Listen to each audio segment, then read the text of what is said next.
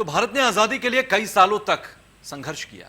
ऐसे में हिंदुस्तान की धरती के तमाम ऐसे वीर सपूत जिन्होंने कुर्बानी दी, आजादी के लिए अपनी जान गंवा दी, आजादी के लिए अपना सर्वोच्च न्यौछावर कर दिया। बाद में भले ही आजाद भारत को वो देख ना पाए हो, लेकिन उनके संघर्षों की गाथा आज का भारत हमेशा हमेशा के लिए लोगों को बताता रहेगा। तो चलिए आज हम सलाम करते हैं ऐसे वीर योद्धाओं को। देश की आजादी में बरेली का बहुत बड़ा योगदान है। 1857 में खान बहादुर खान ने बरेली को अंग्रेजों से आजाद करा लिया था, लेकिन इसके 6 महीने के बाद 6 मई 1858 में अंग्रेजों ने बरेली पर हमला किया और उसको अपने कब्जे में ले लिया। शहीदों की चिताओं पर लगेंगे हर बरस मेले, वतन पर मर मिटने वालों का बाकी यही निशा होगा। आज़ादी की लड़ाई की बात की जाए और बरेली का नाम ना आए, ऐसा तो हो ही नहीं सकता।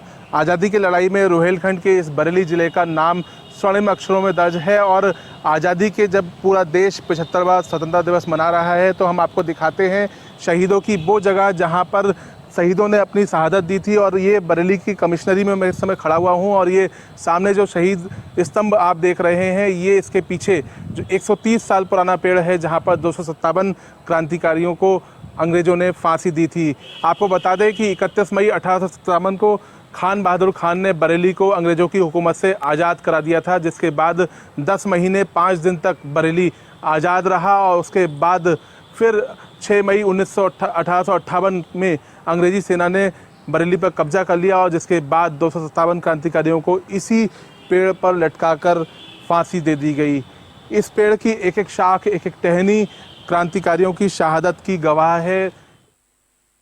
वहीं बरेली में खान बहादुर खान की मजार भी बनी है। खान बहादुर खान ने बरेली को अंग्रेजों से मुक्त कराकर अंग्रेजों के सपने पर पानी फेर दिया था और आज भी इस मजार पर अमर शहीद को याद किया जाता है। आज़ादी की लड़ाई हो, बरेली का नाम ना आए, ऐसा तो हो ही नहीं सकता। मैं इस समय खड़ा हुआ हूँ खान बहादुर खान की मजार पर। यही वो जगह है, देखिए शहीद वतन खान बहादुर खान जो शहीद हुए थे और 1857 में जब क्रांति की चिंगारी बरेली में फूटी थी तो इन्होंने ही उसकी शुरुआत की थी और इनके प्रयासों से बरेली पूरा 10 महीने 5 दिन तक आज़ाद रहा था, जिसके बाद अंग्रेज़ों ने दोबारा बरेली पर चढ़ाई की और उसके बाद दोबारा से अंग्रेज़ों ने बरेली पर कब्जा किया और 257 क्रांतिकारियों को कमिश्नरी में स्थित बरगद के पेड़ पर फांसी दी। और जबकि खान बहादुर खान को यही वो जगह है जहाँ पर फांसी दी गई थी। ये उनकी स्मृति पटल में ये पूरा बनाया गया है और मेरे साथ यहाँ बरेली के कुछ मौजूद लोग भी मौजूद हैं, उनसे बात करते हैं। हाँ, आपका क्या नाम है? मेरा जाखर अली खान नाम है। अच्छा, बताइए क्या खान बहादुर खान साहब के बारे में बताइए। मैं खान बहादुर खान के परिवार से हूँ। मैं इन्होंने अंग्रेज़ों ने इनको फांसी दी थी पुरानी कोतवाली पे। बस इन्होंने 11 महीने इन्होंने हुकूमत की है। कैंट के अंदर खुला था, इनको वहाँ पर रखा गया था। देश की आजादी में बरेली के 1837 में स्थापित बरेली कॉलेज का भी महत्वपूर्ण योगदान रहा है।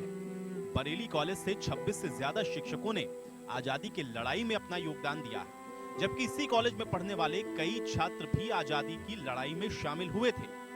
बरेली कॉलेज में इन्हीं की याद में एक शहीद स्तंभ भी बना है।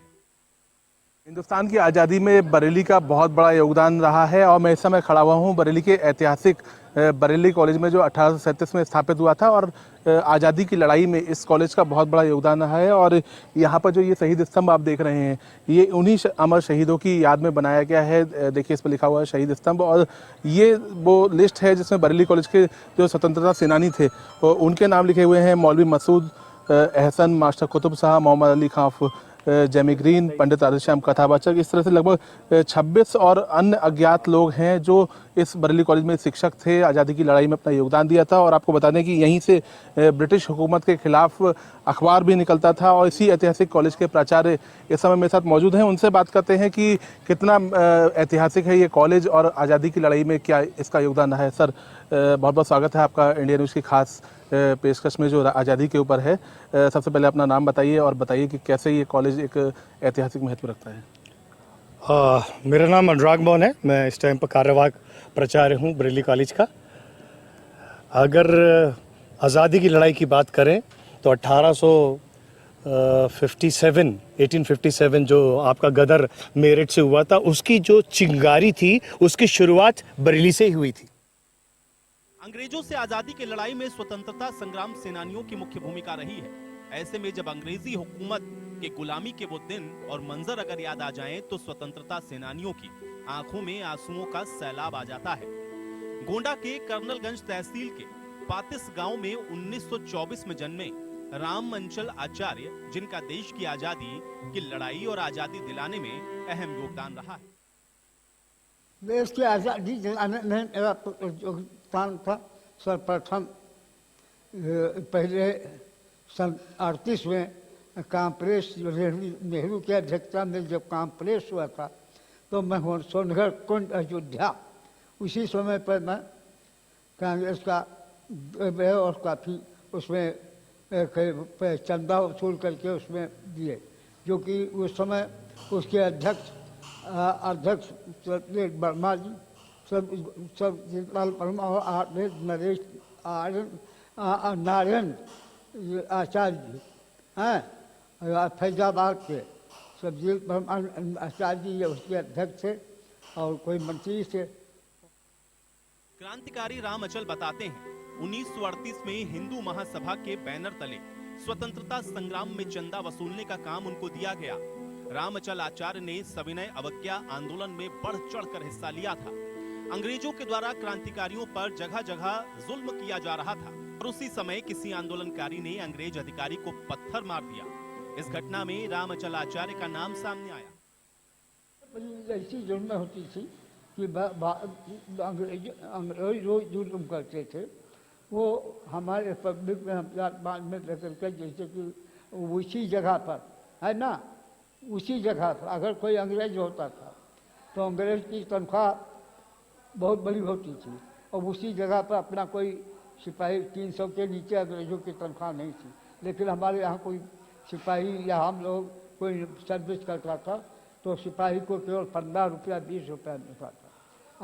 IAS ऑफिसर केवल 6 होते थे, उनका भी तनख्वाह मुश्किल से 150 रुपया 100 रुपया होता था, है ना।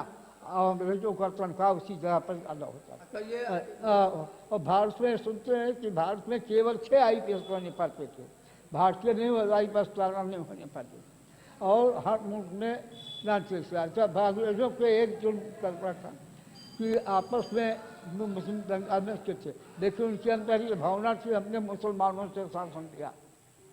वो अपने भावना को प्रकट करते थे कहीं पर कि हम उनसे शासन किया, तब हम लोग कहीं कहा, लेकिन वो भावना न हो करके उस समय पहले तो लोग जब थे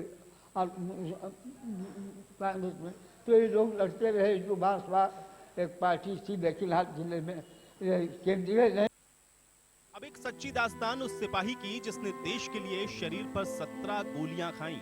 अगर 5 रुपए का सिक्का उनके जेब में नहीं होता तो शायद वो जिंदा भी नहीं होते। लेकिन इतनी गोलियां खाने के बाद भी उन्होंने दुश्मन को धूल चटाकर नेस्ते नाबूद कर दिया। जी हाँ, हम कारगिल युद्ध में जान की बाजी लगा देने वाले तत्कालीन सूबेदार मेजर योगेंद्र यादव की बात कर रहे हैं। युद्ध में जिस जांबाज सिपाही को 17 गोलियां लगी थीं, सोचिए उनके परिवार का उस समय किस तरह का हाल रहा होगा। काफ़ी ज़्यादा परिवार में जो माहौल था वो अचानक से दुख का हो गया था। लेकिन इस बात का गर्व भी था कि जांबाज सिपाही उनके घर के और वो देश की रक्षा कर रहे हैं, उनकी जान बची और 5 रुपए का सिक्का भी उसमें अहम था। जिस 5 रुपए के सिक्के की वजह से ये जान बच पाई, उसी जांबाज सिपाही योगेंद्र यादव जी के घर इस समय हम मौजूद हैं, जो गाजियाबाद में परिवार है उनका रहता है। उनसे हम बात कर लेते हैं। उनकी पत्नी हमारे साथ हैं। जिस समय कारगिल युद्ध जब हुआ था उस समय नई नई शादी हुई थी और वो सीधे लड़ाई युद्ध में चले गए थे।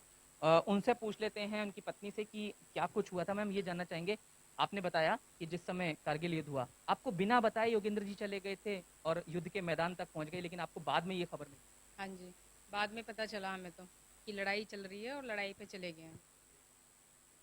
क्या रहा थोड़ा उस समय का जानना चाहेंगे। हालांकि वो पल बहुत दुखद रहे होंगे, लेकिन एक जाबाज पति आपके कारगिल युद्ध में, क्योंकि देश की रक्षा उस समय सबसे इम्पोर्टेंट थी, तो क्या चल रहा था आपके मन में उस समय? कितना समय शादी को हुआ था ये भी जानना। अब हमारी शादी 5 मई 99 को हुई थी। उसके बाद 20 दिन बाद ही वो छुट्टी काट के चले गए थे कि हमारी छुट्टी ख़त्म हो चुकी है, हम अपनी ड्यूटी पे जा रहे हैं, ये बताया था।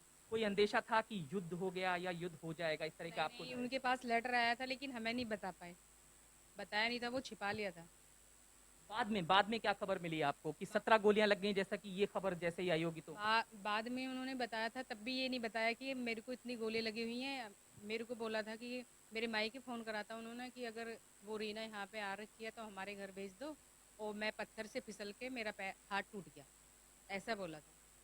लेकिन उसके बाद फिर हमें धीरे धीरे पता चला कि आज कभी किसी गांव में आ रही है डेड बॉडी, कभी किसी गांव में, तो हमें भी लगता था, बहुत डर शाम का समय होता था कि लड़ाई पे हैं। तो उसके बाद फिर हमने तो फ़ोन से कांटेक्ट करा था हमारे रेडार से जाके, तब हमें पता चला था कि हाँ वो जवान, ये नंबर है, ये नाम, वो एक तरफ योगेंद्र की नई नवेली दुल्हन उनका घर में इंतजार कर रही थी, तो वहीं दूसरी तरफ योगेंद्र जंग के मैदान में खुद शरीर पर गोलियां खाते हुए दुश्मन को धूल चटा रहे थे। योगेंद्र यादव के शौर्य को कभी भुलाया नहीं जा सकता।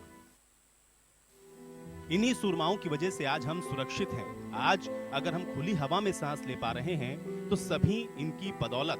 बस हमें नमन करना है इन योद्धाओं को जिन्होंने हमें आजादी में जीना सिखाया है। Bureau report, India news, Uttar Pradesh, Uttarakhand.